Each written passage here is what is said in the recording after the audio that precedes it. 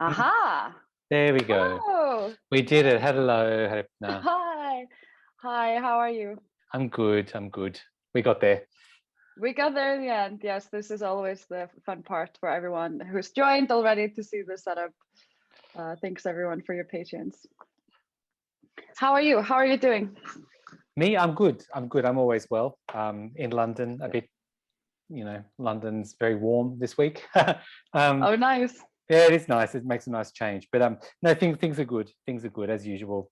I'm just working away the usual stuff. I hope you guys are all doing well over there. I'm very pleased to hear that it feels as though Iceland is on a good path to returning to normal, and great rollout with vaccines and a great job of handling the COVID situation, and lots of positive, optimistic approaches, which is really encouraging, I think, for the rest of the world. Yes, it's nice. I'm the last. Our intern is getting her vaccine today, and that means I'm the only one left in the office to get vaccinated. Wow. So it's exciting that it's all coming together. It's really good. Yeah, it's really good. I think also for Airwaves, of course, it means that the pathway to Airwaves is feeling a lot more secure than than ever before, which is great. Yeah, absolutely. I remember when I saw the announcement for Airwaves, and I just was like, can they really do that? Like, it just seemed so unreal to me that, like, what, we're just gonna have music again, like, for real, where we'd go and see it. So but yeah, it looks like you're all gonna be able to be full steam ahead. So that's, I really hope so. Yeah. Yeah, we're starting to see tourists here on the streets of Reykjavik, and it's nice to see things kind of slowly coming together.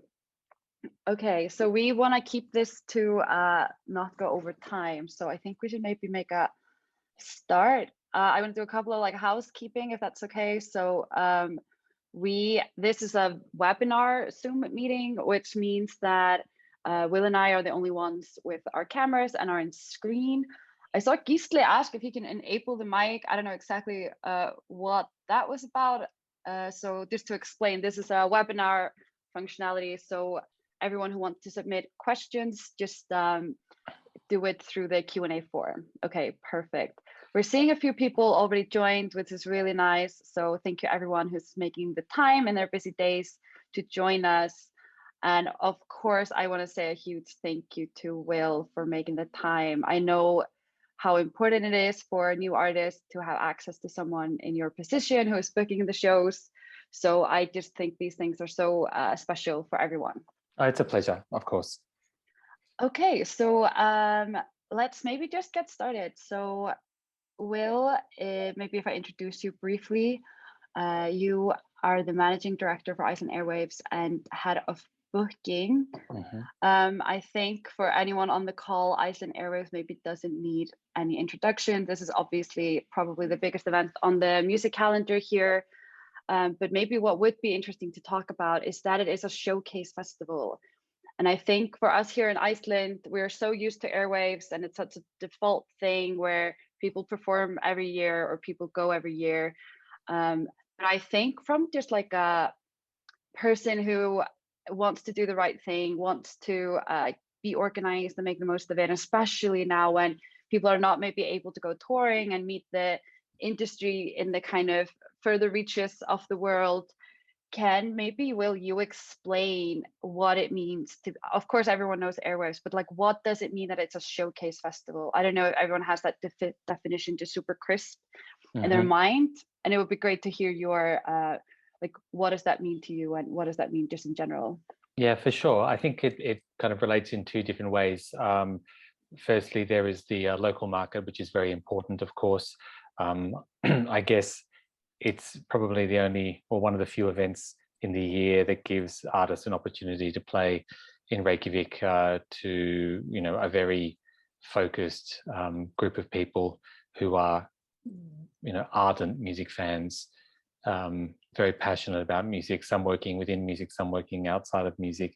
But a showcase festival, primarily it's an opportunity for performers and for artists to either be presenting themselves as perhaps a new artist in market, or presenting new material in market.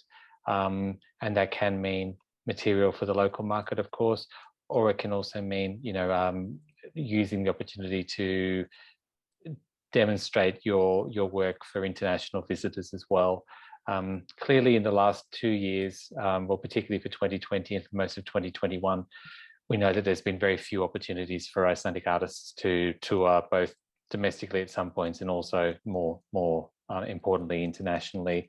So I guess for this year, it's Airwaves perhaps will play a more important role than it might have done in the last few years, in fact. Does that answer the question, do you feel? Yeah, absolutely. And so Cool.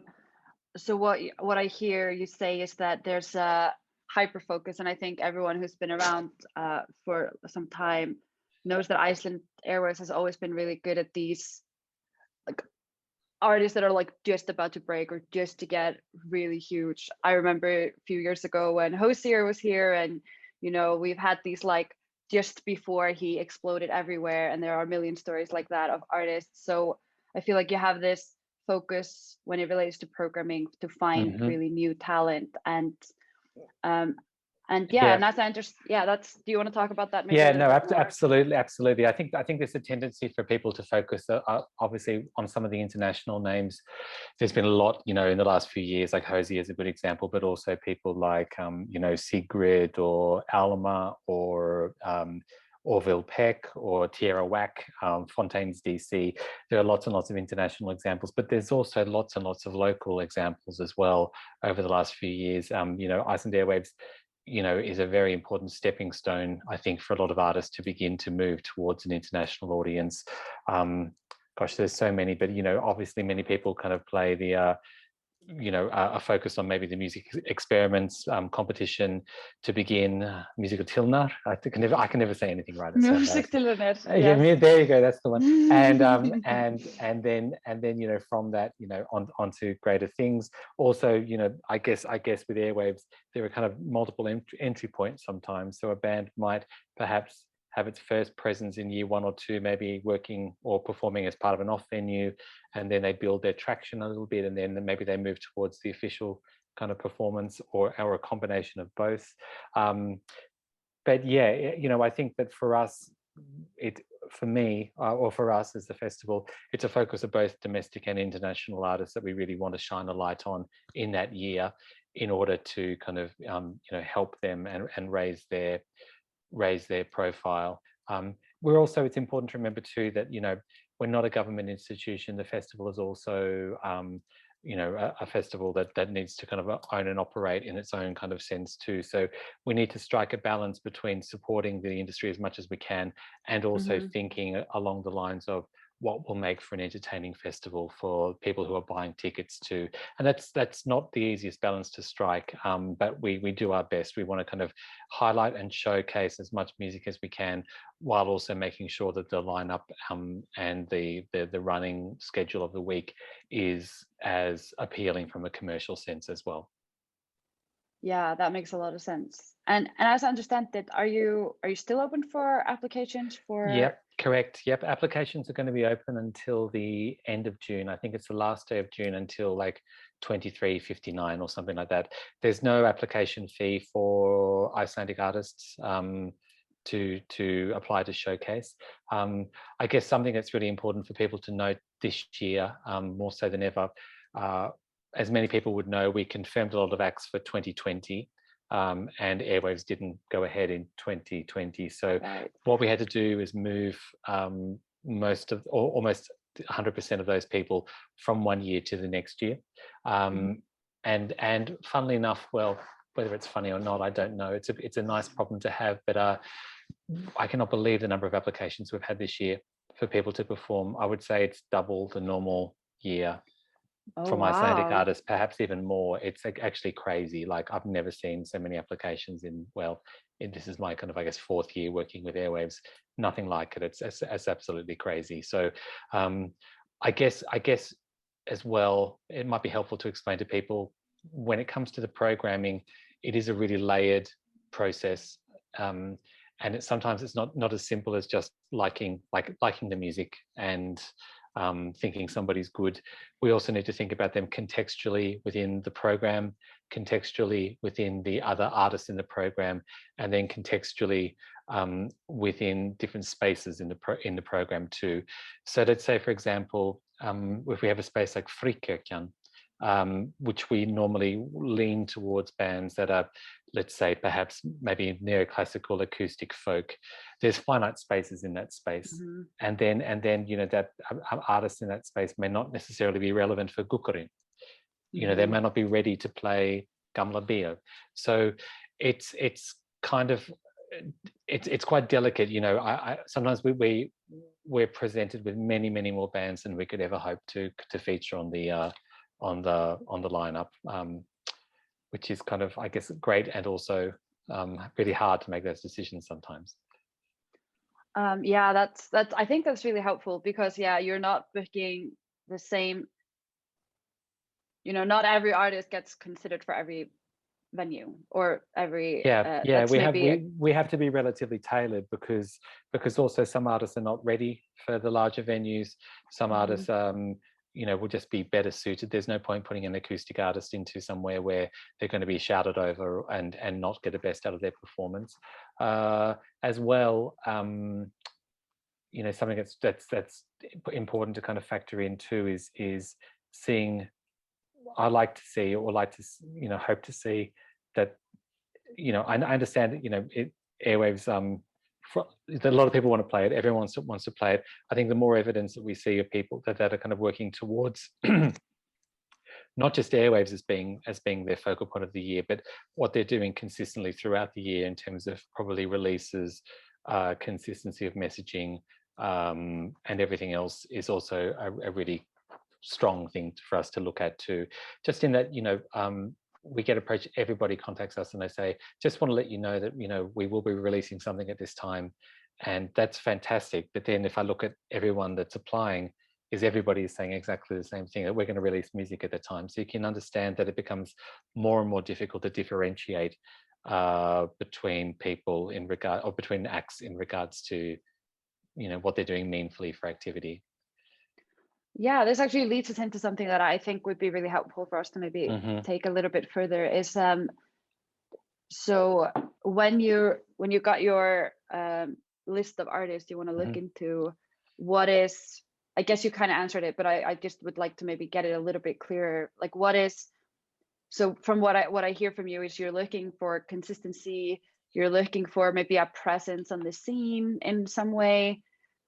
If I can maybe say it a bit more directly, is if Airwaves is your only plan for the year, it's hard for you to prioritize someone like that when maybe you have somebody who's consistently playing shows, or somebody who is promoting themselves a little bit more consistently throughout the year. Is that kind of what you're? Yeah. It's not. That's not true. I think that definitely we lean towards things where we can see there's attraction, there's a build, there's an effort to kind of connect both with audiences, with other musicians, and with the local scene and or the international scene. Obviously, I think a lot of people kind of worry a lot or think about presence on DSPs like Spotify plays and also on kind of presence on social media. Those things are not necessarily the deciding factor, but they may play a part in it too. We try and take a holistic view of people. Perhaps as well, it's probably worth saying that if there's no familiarity there whatsoever, if it's an artist where we can't see any sort of resonance or familiarity, and we can't see a trail of shows, or we can't see a presence anywhere, that makes it more difficult to kind of understand where the band fit into to what's happening locally. I think too, of course, though, it's not as prescriptive as that. Occasionally we'll come across an artist or a performer or a band who we just love the music. So that's also something that has happened and will happen again too. But you are right. We try and look and ask ourselves three key questions. Will there be a likelihood of a positive outcome from the artist performing at Iceland Airwaves, in meaning that will they get more shows locally? Will they get more media presence locally? And then is there more chance of, or is there potential for the artist to have some sort of traction internationally from this? Meaning that, like, if the incoming media or delegates or festival bookers or promoters from other markets come, is there a chance that they will be of interest to them? And then finally, will they appeal to the audience, to the Airwaves audience? So industry aside, general public coming to the festival, whether it's local or international, will they have a good show? And that's really important too, because the last thing anyone wants is for anyone performing at Airwaves to have a lousy show, either badly attended or to be perhaps an opportunity that came too early that they didn't have a chance to use correctly. Yeah, I think that's really fair. Okay, so I'm just I feel like I could talk to you for maybe 7 hours about this. But I also just want to touch on this because I know we have some artists who are listening. So let's say you're booked, it's very exciting. Let's say I know now I'm booked. I have no musical talent whatsoever. I just have more industry talent, I guess, I hope. But okay, so I just got booked. What do I do? What is a great thing for me to do now? We got a few months leading up to it. I, am diligent. I want to do my homework. What is the best thing for me to kind of do to kind of fully take advantage of the opportunity? I would say that there's probably kind of different kind of bands around this. Like if going out, I would say start locally, of course, because unlike many other countries, because of the scale of Iceland, it is quite possible to reach out to media in Iceland relatively easily, whether it's print media, online media, radio and TV. So I would definitely start to make people aware of yourselves there. I would say don't be shy to reach out to that media if once you're announced and confirmed and announced for Airwaves, to approach them directly and say, we're performing at Airwaves, do you want to do something? I think what's really great about Iceland actually is between Rastver and RÚV, there's actually a lot of kind of opportunities both for performances at radio and TV that not many countries have anymore. I mean, if I think about the UK or if I think about Australia, where I'm from originally, we don't have those opportunities anymore. You can't get 2 or 3 opportunities for TV play in the local market. And in terms of the radio side of things, it can be really, really competitive and difficult. So I'd look at that.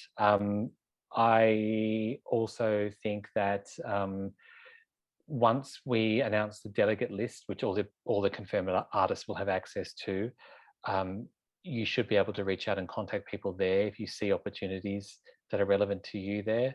Some people might disagree, but I think it's probably best, I would imagine, to perhaps really target your focus on what you think you want to achieve from any of those meetings or getting people to your show.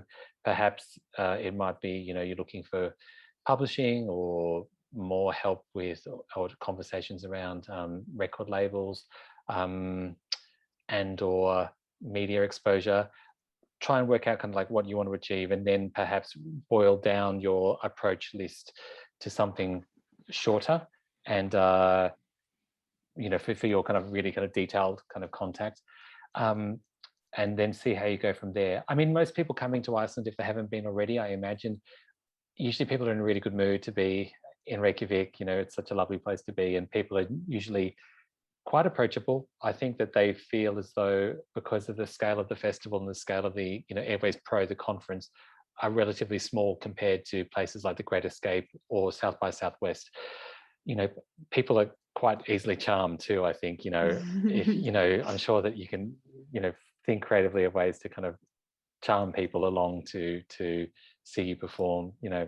I mean, I've also thought people can often think of nice creative ways to engage with people. I mean, a few years ago, I remember like Jofrida, JFDR, she collabed with Omnom to make a matcha chocolate, which was really cute, and ended up doing a performance kind of at the chocolate factory, and it was just a really nice kind of elevated way to try and reach out to people creatively. I don't necessarily think that's for everybody, and people shouldn't feel like they need to make a chocolate to appear at Airwaves.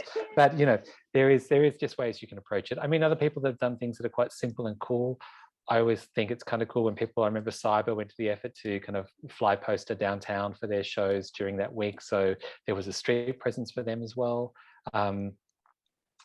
And yeah, I guess too, if you do have friends and family and people that can support you by coming to your shows, make sure that they do. I think that often we forget that, they're also really important to creating a good atmosphere and supporting you and making you feel, secure and happy in your show too. Yeah, does that all make sense? Yeah. Oh my God, you're just making me like really excited about it. Yeah, I feel like sometimes I've been living in the I sometimes joke that I'm a COVID refugee because I was living in the UK myself, and I think sometimes it's hard to explain to people who have always lived in Iceland how exactly when you go to the Great Escape or you go to South by Southwest, you are in like a fierce competition and no one is charmed by anything, and the industry can be like a little bit not as accessible. Of course, Yes. it can be, but I think it's such a huge advantage in Iceland that we're having everyone over. Everyone's is just delighted to be here.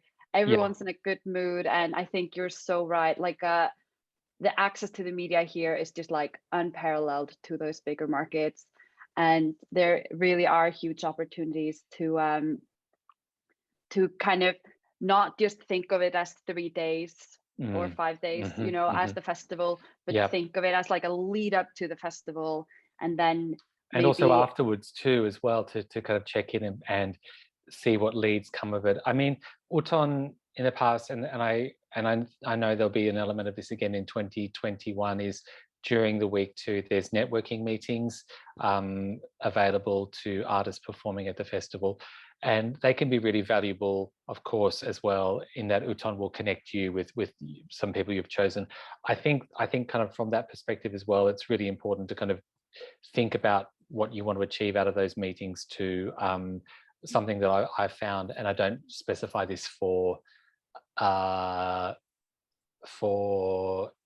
specifically, but some of those meetings might not necessarily be about you just kind of saying, we're this band, we've got this many players, this is what we are. It can also be about asking questions and using the opportunity to learn. So let's say, you're meeting somebody from a record label, you could ask, what kind of signings do you do outside of your own country? If it's someone from the UK, do you work with bands from other markets? What kind of opportunities or what kind of things do you think you need from an artist in Iceland in order for you to consider them?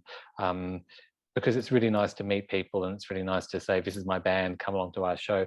But you can also kind of try and use those opportunities as much as you can to learn at the same time about what might serve you or your band in order to make the next good steps. Yeah, I think that's a really good point. And to have maybe like you're preparing leading up to the Airwaves, but maybe think about, but like which direction do I want to take it in? There are, I think, sometimes also in Iceland, it's easy to think about Iceland and then all the other countries, but there are lots of different markets and different types of music that works better in different places, and I think having a little bit maybe of an understanding like where people are coming from. And I think what you say there about like using the opportunity to ask questions and to learn, because no one expects you to know deeply all the markets and all the other places. Absolutely. And also I guess it's important to think about, what you want to achieve as an artist, both during Airwaves and ongoing, but how it works within the art that you are creating. If you're a neoclassical artist, it's really worth researching, looking at people in that field.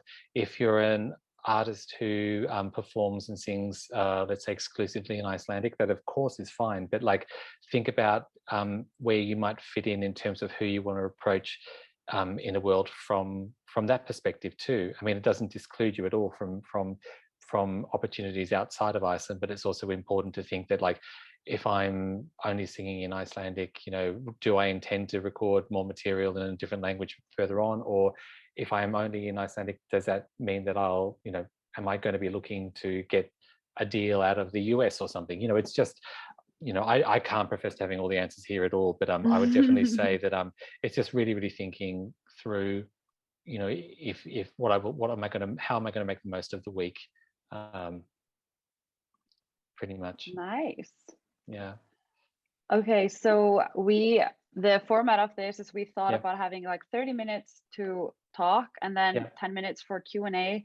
I feel like because we started a little bit late, I might just ask you one more question from me and then open it to the people, and that is just from like a personal point, like what is something that like just makes you really excited, or something that like you see an artist and you just know you have to, is there something that is like I haven't specifically asked for and that isn't like the checklist of like make sure you're following all the things, that is just from your perspective something that makes you really excited or something that stands out to you? Or Of course, it's the quality of the music, the performance and the songwriting, absolutely. I mean, I think that I've been doing this long enough that I can, I like to think that I have pretty good ears and can usually hear things quite well. I think that's really important. And I think along with that as well, something I've mentioned before and I'll mention again is it's great if you want to put a real effort into your show, of course, but just remember that,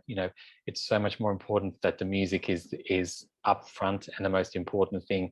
There's so many cases of people adding, under-rehearsed musicians to augment their performance in a way that perhaps ends up distracting or taking away from what is something really good at the core.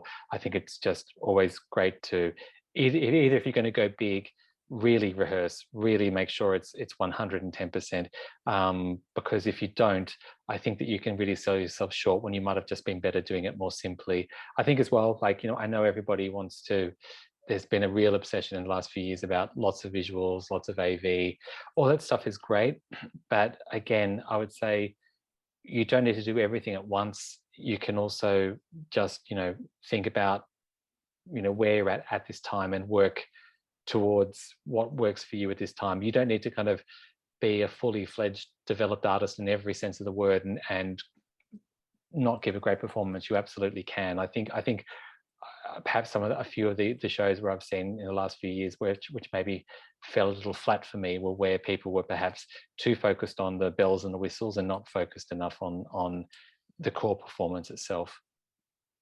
Oh, that's great advice, I think, for everyone. And yeah, it's so true. The magic, at least for me, is just in the music itself. It's you can forget where you are. When it's. Yeah. If you can do both, great. But like, just make sure you get the music right first. Yeah, music right first, and then that's great advice in general. We have I wonder if people have questions. There is a Q&A form. And I don't know if people have questions. Maybe we covered this so completely and thoroughly that people feel probably content. Many of these people probably know me and are sick of me talking about this stuff. Well, I don't think that's the case at all. But yeah, well, I have lots of questions. So I can ask you one more question and wait for people to. Oh, there was one question I was really curious to know your thoughts on. Is there a difference for an artist if this is their first time at Airwaves, or if they are a returning artist? In terms of the selection process? No, I mean just in terms of like, well, actually that's interesting as well. But what I was thinking is more of how do you kind of make the most of it and how do you prepare for it if this is like you're coming back to it. But if you from the selection process is also interesting. Yeah, I guess firstly from the selection process, we try and kind of look clearly at everybody about kind of where they're at, and I think what's becoming more challenging is I think perhaps after the last.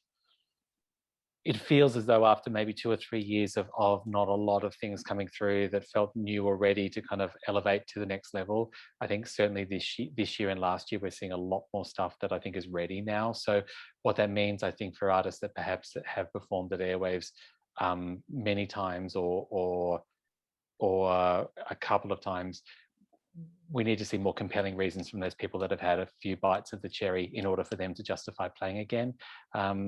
you know, I know it's something everybody wants to do. I know that if we had limitless positions in order to kind of facilitate everybody's dreams, we would. But I also think too, if I've seen an artist perhaps who's played Airwaves 2 or 3 times in the last 3 or 4 years, we haven't seen a true movement in their trajectory in that time between them saying, we've got music coming out for Airwaves.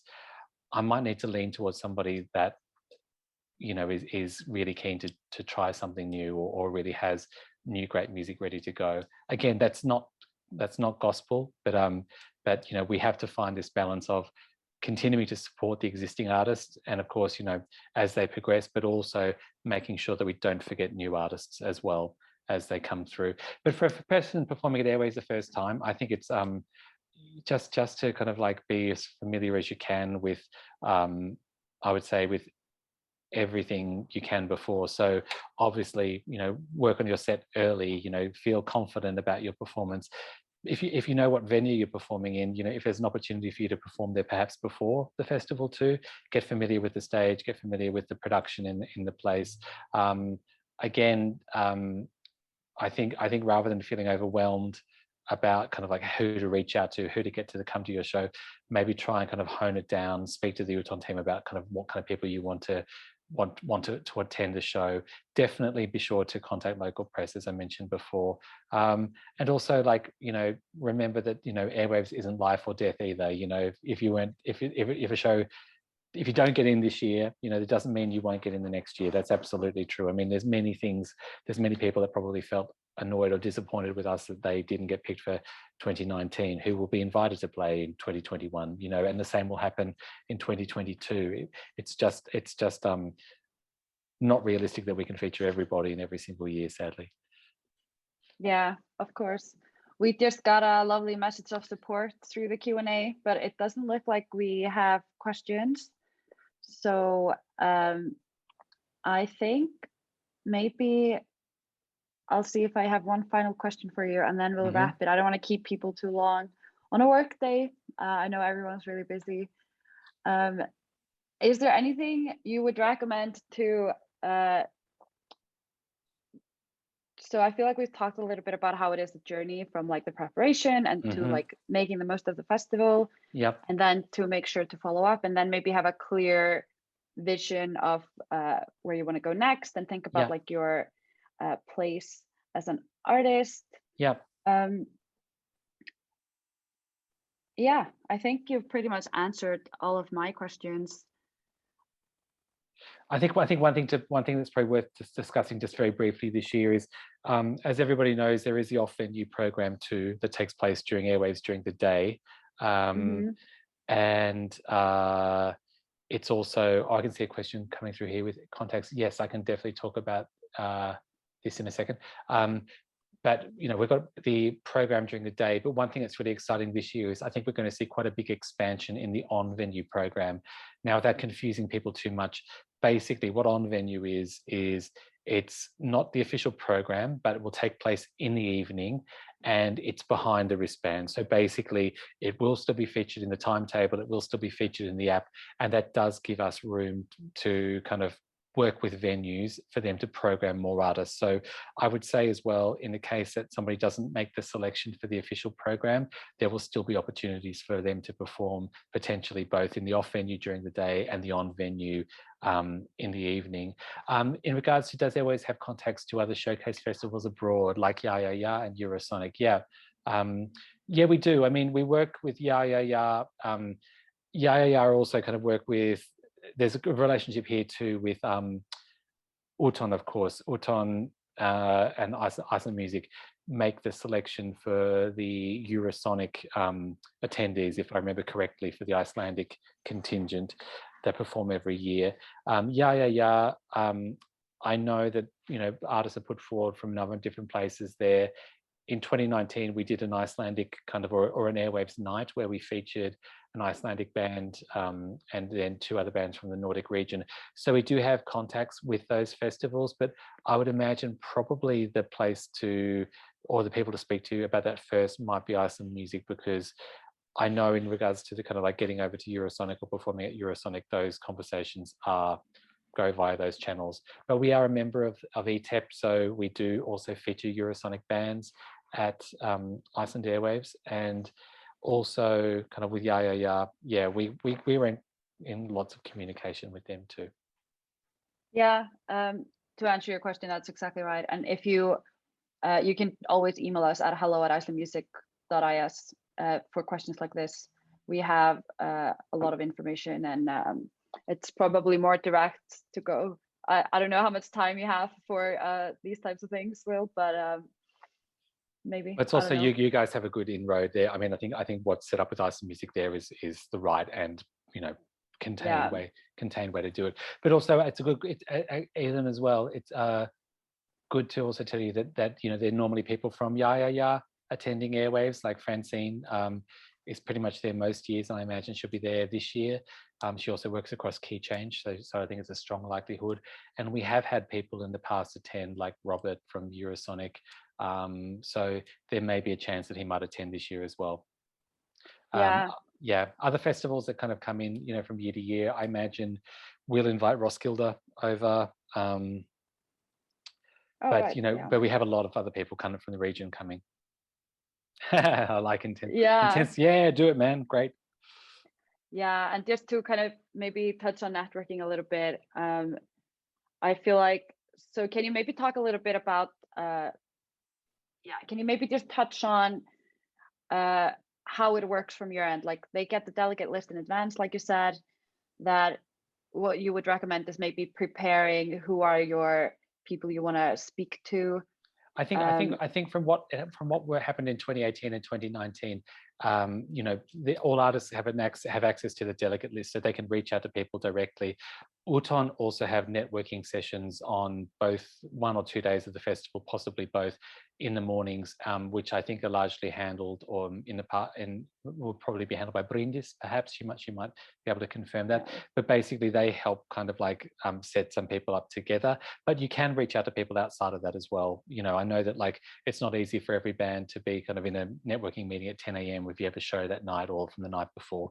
But yeah, you have access to the list. Most, I think, you know, probably 95% of the people will have their contact details as part of their profiles, and you can reach out to them. You can make them aware of your show, is always a good idea beforehand, like the week before, so they can start their scheduling.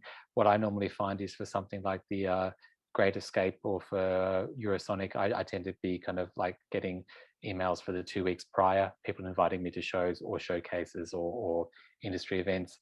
I think with all that messaging, of course, just keep it really friendly, short, links rather than attachments, the usual stuff, you know. Make it as easy as possible for people to get the information. I mean, what I don't like getting, you know, and this is not from Icelanders, this is from people overseas, you know, I hate being sent a 20 meg file without, you know, as an MP3 without asking for it. Like, it's just going to screw up my email box, and you know, I'm never going to listen to it. So don't do that. Yeah. Okay. I just want to be mindful of time. Thank you, Aidan, for the question. I'm excited to see you around at Airwaves.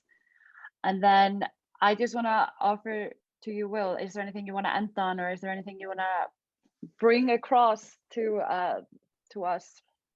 I think just to be really excited for this year. I think that, you know, where things are at in the world, although we've had lots of steps forward, steps back, there's a really strong likelihood that Airwaves may be one of the only showcase festivals to take place anywhere in the world this year in real life. And with that, you know, just bring your best to the week, you know, open minds, open hearts. I think it's also really important to have fun amongst all of this, and remember that, you know, connecting with people during this week, you know, it's not just about, you know, business deals, it's also about kind of meaningful connections and friendships and things that can blossom into really, really kind of great opportunities. But I would say too as well, just that you know, if things don't happen to work out for you for this year for Airwaves, you know, please don't feel like it's necessarily a reflection of your abilities or anything else, but just to understand the complexities of what we're trying to put together in any given year, and that you know, hopefully if it's not on the official lineup, that there may be another opportunity for you to perform sometime throughout the week. But I'm feeling really good, and I'd say if anyone has any other specific questions, you know, you can contact me and I'll do my best to answer you I think kind of like for showcasing information, if you filled out the form online, you don't need to send me anything else in that regard. We've got it all there. It's very clear. And it's much easier for me, I think, to actually look and work from that than people sending me kind of cold applications, because I'm like, just fill out the form, because I'm not going to remember your email. So if it's in one place, that makes our lives a whole lot easier. Yeah, that makes a lot of sense. And just from our end, I just want to add that we have advice available. I don't know, sorry, I said that in a weird way, but you can contact us for consultation, or you can email us, or you can call us. All the information is obviously just on the website, and I'm sure you know how to find us since you found this event. So yeah, feel free. And I think you're so right. Like, I feel like this is the first big, because Iceland Airwaves is also big in the international music industry. It's not just a local event.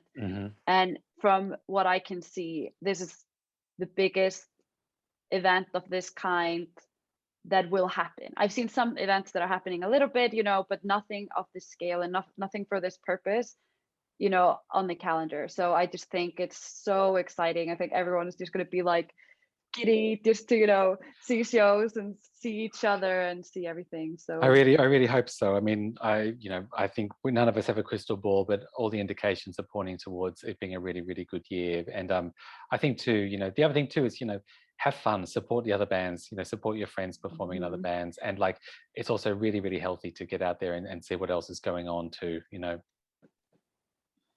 Absolutely. Yeah. Just, okay, maybe that's a good note to end on. Yeah. So I think that's everything. I just want to say a huge thank you to you, Will, for making the time and for talking to everyone and being so generous with your advice and knowledge with all of us.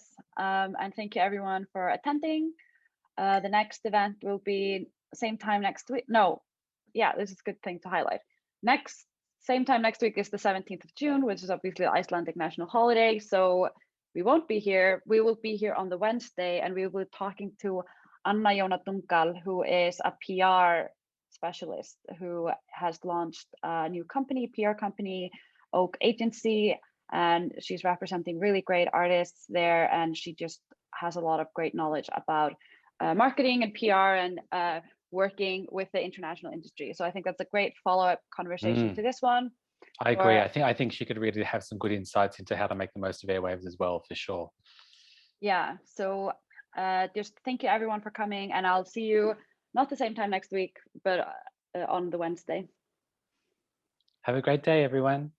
Okay. Bye. Bye. Bye.